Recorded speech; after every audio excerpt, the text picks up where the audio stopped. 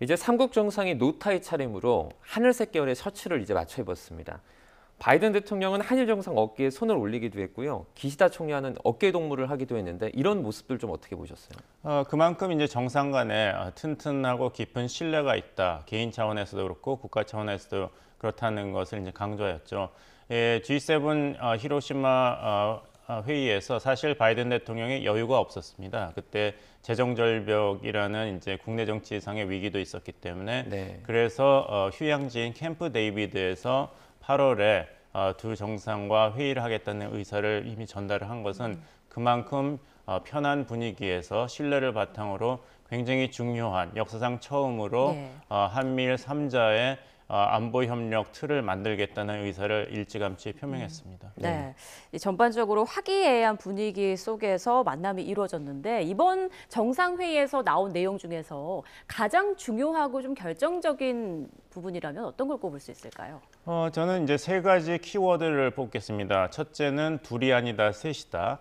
한미 안보 협력은 이제 긴 역사가 있죠. 또 미일 간의 동맹 관계도 긴 역사가 있습니다. 하지만 한미일이라든지 한국과 일본 간의 안보 협력은 항상 미국을 통해서 또 사안이 발생할 때마다 뒤늦게 이루어졌습니다.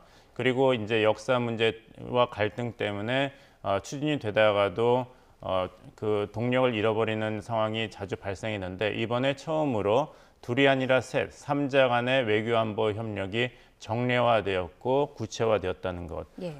두 번째는 이제 그 정상 간에 이런 틀이 마련됐다. 소위 플랫폼이라고 하죠. 우리가 무슨 앱을 쓴다고 하더라도 그걸 계속 앱을 깔지 않으면은 다시 또 뭐 패스워드를 넣어야 되고 신상 정보를 넣어야 되고 뭘 또 깔아야 되고 뭘 깔면 또 어디 가서 뭘 깔아야 되고 굉장히 복잡하지 않습니까?